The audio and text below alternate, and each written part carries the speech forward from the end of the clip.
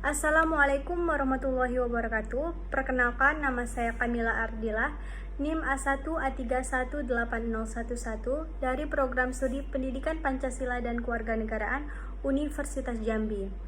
Baiklah, di video kali ini saya akan memaparkan proposal penelitian tindakan kelas saya dengan judul Penerapan Pendekatan Pembelajaran Kelompok terhadap hasil belajar mata pelajaran PPKN siswa kelas 11 Madrasah alias swasta Pemenang, di mana tugas ini merupakan tugas dari mata kuliah penelitian tindakan kelas yang diampu oleh dosen saya, yaitu yang terhormat Dr. Handes M. Salam MSI.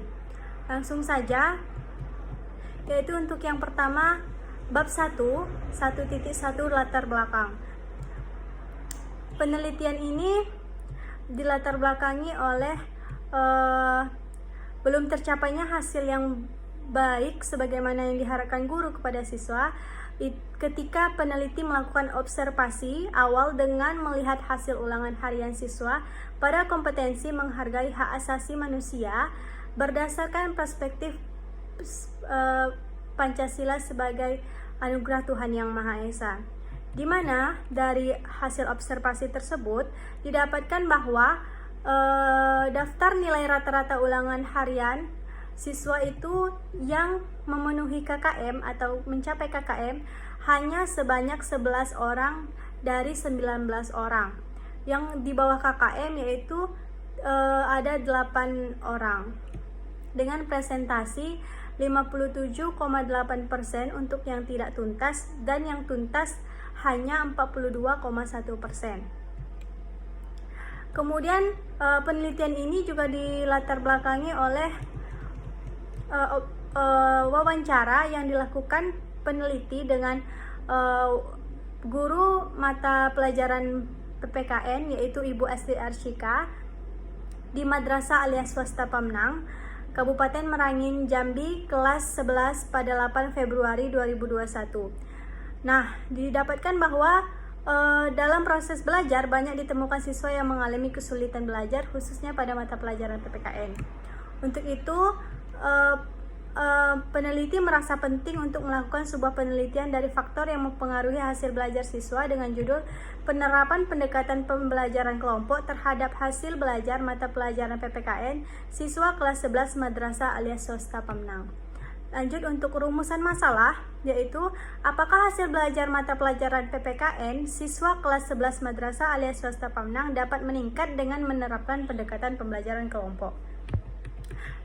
1.3 Tujuan penelitian.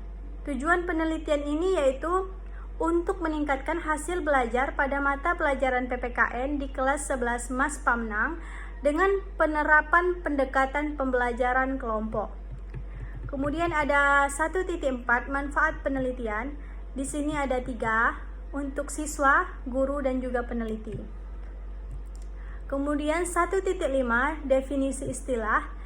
Yang pertama, mata pelajaran PPKN. Menurut Suprijono,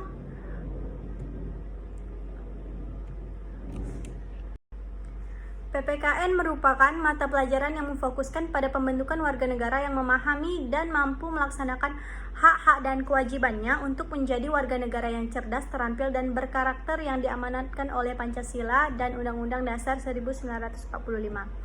Kemudian hasil belajar ada menurut Suprijono 2009, Blum dan Siono dan Haryanto 2011. Dari beberapa pendapat ahli yang peneliti cantumkan, jadi di sini peneliti simpulkan bahwa hasil belajar adalah hasil yang diperoleh seseorang setelah ia melakukan proses pembelajaran. Kemudian ada pendekatan pembelajaran kelompok. Pendekatan pembelajaran kelompok ini adalah usaha saling membantu antara 2 orang atau lebih. Itu tadi bab 1. Kemudian masuk ke bab 2, kajian pustaka. Yang pertama, 2.1 tinjauan tentang hasil belajar. Di sini peneliti mengambil beberapa pengertian belajar dari ahli seperti Haryanto 2012, Hamdani 2011.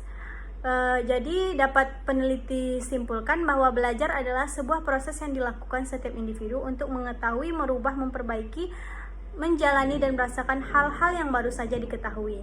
Kemudian teori belajar. Teori belajar di sini peneliti mengambil berdasarkan pada teori-teori yang telah dijabarkan di dalam dalam proposal peneliti.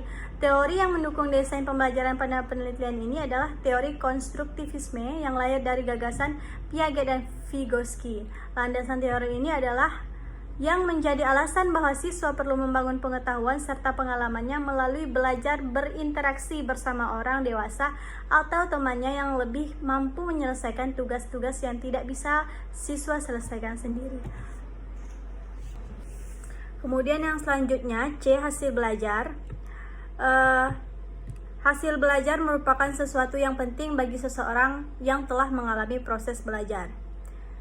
Suprijono 2009 mengemukakan bahwa hasil belajar adalah pola-pola perbuatan, nilai-nilai sikap, persepsi, dan keterampilan.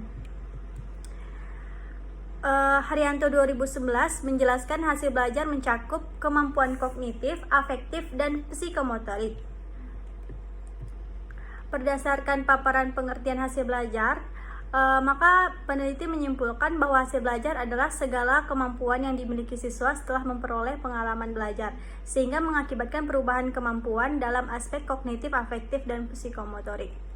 Selanjutnya, tinjauan tentang pendekatan pembelajaran kelompok. A. Pengertian pendekatan pembelajaran. Pendekatan pembelajaran dapat diartikan sebagai sebuah sudut pandang atau titik tolak mengenai proses pembelajaran, di mana dalam proses pembelajaran tersebut menunjuk pada pandangan terjadinya suatu proses yang bersifat umum. Pendekatan pembelajaran yang telah dikenal banyak orang itu ada dua, yaitu pendekatan konstruktivistik dan juga pendekatan interaktif. Kemudian ada B. Pengertian pendekatan pembelajaran kelompok. Pendekatan pembelajaran kelompok merupakan suatu cara yang digunakan dalam mengajar di mana siswa dipandang sebagai suatu kelompok. Artinya guru memberi siswa ke dalam beberapa kelompok belajar. Kemudian ada tujuan belajar kelompok. Tujuan belajar kelompok menurut Walgito 2005 ada 5, salah satunya yaitu membiasakan anak dalam menyampaikan pendapat kepada teman-temannya dan menghargai pendapat teman-temannya. Kemudian ada dasar pengelompokan belajar. Menurut Rostiah NK 2008 menjelaskan bahwa pengelompokan dalam belajar didasarkan pada adanya alat pelajaran yang tidak mencukupi jumlahnya, kemudian kemampuan belajar siswa, selanjutnya minat khusus, kemudian memperbesar partisipasi siswa, yang kelima pembagian tugas atau pekerjaan, dan yang terakhir kerjasama yang efektif. Kemudian bentuk-bentuk kerja kelompok. Di sini peneliti membagi bentuk kerja kelompok menjadi 3, yaitu berjangka pendek, kerja kelompok jangka panjang, dan juga kerja kelompok campuran.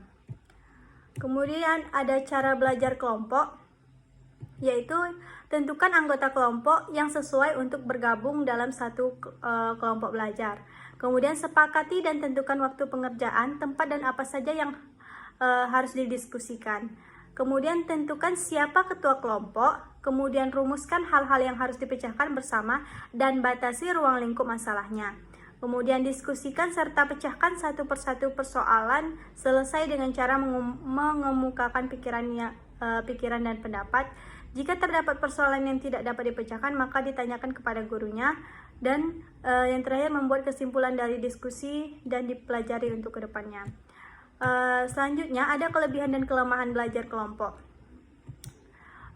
Menurut Rostianti, kelebihannya itu ada beberapa, diantaranya memberikan peluang pada siswa agar dapat bertanya dan menjawab suatu masalah.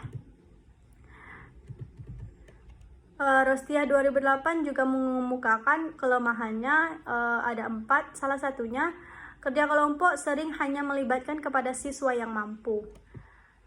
Selanjutnya yaitu 2.3, tinjauan tentang pendidikan Pancasila dan kewarganegaraan.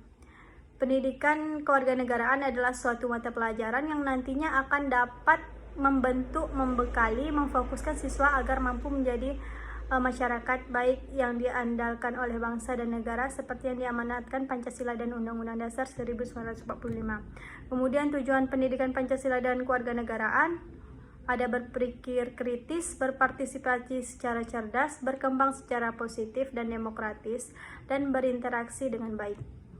Kemudian konsep pembelajaran pendidikan Pancasila dan kewarganegaraan secara umum ada beberapa aspek, yaitu kesadaran sebagai warga negara, kemudian komunikasi sosial kultural kewarganegaraan, selanjutnya kemampuan berpartisipasi sebagai warga negara, dan penalaran kewarganegaraan. Selanjutnya kajian penelitian yang relevan dengan peneliti. Di sini peneliti mencantumkan 3, salah satunya yaitu Nur Azlia 2012, Fakultas Ilmu Tarbiyah dan Keguruan, Institut Agama Islam Negeri Sumatera Utara, dengan judul Penerapan Strategi Pembelajaran Investigasi Kelompok untuk Meningkatkan Hasil Belajar PPKN Siswa Kelas 10 SMA Swasta Bahagia Medan. Selanjutnya, kerangka berpikir. Kerangka berpikir bisa kalian lihat pada tabel berikut. Ada kolom proses belajar dan juga ada kolom peristiwa pembelajaran. Di sini yang dilihat peneliti adalah hasil belajar siswa dengan beberapa siklus, yaitu ada siklus 1 pratindakan, kemudian siklus 2 ketika telah dilakukan kesimpulan dan evaluasi, dan jika masih terdapat kekurangan dilakukan siklus 3 dengan melihat hasil belajar siswa apakah terdapat peningkatan. Kemudian yang selanjutnya hipotesis tindakan. Hipotesis di sini adalah dugaan sementara dari hasil penelitian. Berdasarkan teori kerangka berpikir yang telah diuraikan, maka dapat dijadikan hipotesis jika penerapan pendekatan pembelajaran kelompok di kelas 11 MASPA Menang berjalan dengan efektif, maka hasil belajar siswa pada mata pelajaran PPKN akan meningkat. Selanjutnya, bab 3 metode penelitian. Di sini 3.1 tempat dan waktu penelitian. Di sini peneliti melakukan penelitian di kelas 11 Madrasah alias Swasta Pamenang, Kabupaten Merangin, Provinsi Jambi. Adapun waktu penelitiannya itu dilaksanakan mulai dari bulan April 2021 hingga bulan Juli 2021. Kemudian 3.2 metode penelitian. Di sini peneliti mengambil metode penelitian tindakan kelas. Selanjutnya subjek penelitian. Subjek penelitian di sini yaitu seluruh siswa kelas 11 Madrasah alias Swasta Pamenang yang berjumlah 19 orang. Kemudian 3.4 ada prosedur penelitian.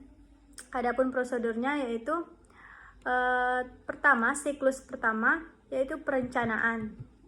Melakukan observasi awal, kemudian membuat skenario pembelajaran, kemudian membuat lembar observasi. Kemudian lanjut B, pelaksanaan tindakan. Di sini persiapan, kemudian membagi siswa menjadi beberapa kelompok, kemudian menjelaskan apa tujuan kerja kelompok. Selanjutnya guru menjelaskan materi yang akan dibahas dan setiap kelompok menunjuk seorang pencatat yang akan membuat laporan tentang kemajuan dan hasil belajar kelompok tersebut. Lanjut ke pelaksanaan kerja kelompok, guru mempersiapkan LKS, meminta siswa untuk mengerjakan LKS, guru berkeliling selama kerja kelompok dan memberi bantuan pada setiap kelompok yang mengalami kesulitan. Kemudian ada tindak lanjut kerja kelompok, guru meminta satu siswa dari setiap kelompok untuk mengerjakan hasil kelompoknya di depan kelas. Kemudian ada observasi dan evaluasi. Observasi dan evaluasi ini dilakukan selama proses pembelajaran berlangsung. Dan yang terakhir ada D, refleksi. Di sini berdasarkan hasil analisis data, baik data observasi maupun data hasil evaluasi. Kemudian setelah melakukan siklus pertama, dilakukan siklus kedua. Perubahan yang mendasar pada siklus kedua ini pada jenis tindakan yang diberikan. Sebagaimana sudah dikemukakan sebelumnya bahwa rencana tindakan pada siklus 2 disusun berdasarkan hasil refleksi dan analisis data pada siklus 1. Selanjutnya 3.5 teknik pengumpulan dan analisis data. Di sini teknik pengumpulan data yaitu ada observasi dan juga wawancara. Selanjutnya teknik analisis data. Di sini peneliti menggunakan rumus rata-rata jumlah skor seluruh siswa dibagi jumlah siswa, dan kemudian untuk menghitung presentasi yaitu skor yang diperoleh dibagi dengan skor ideal dikali 100%. Kemudian yang kedua, analisis data hasil wawancara. Di sini penelitian ini menafsirkan data secara kualitatif, dan juga hasil belajar siswa yang diperoleh subjek setelah dikenai tindakan. Kemudian pembahasan secara kualitatif diperoleh dari hasil pengamatan terhadap hasil belajar siswa dan pendekatan yang guru gunakan. Selanjutnya, indikator keberhasilan yaitu berupa nilai yang diperoleh siswa kelas 11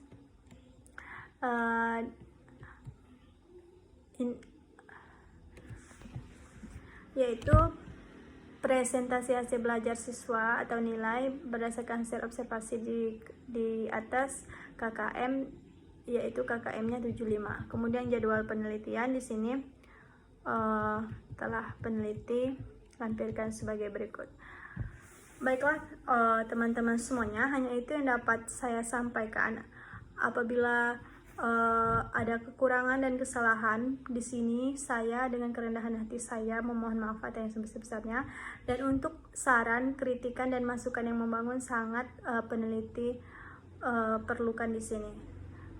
Baiklah, hanya itu yang dapat saya sampaikan. Saya akhiri. Wassalamualaikum warahmatullahi wabarakatuh.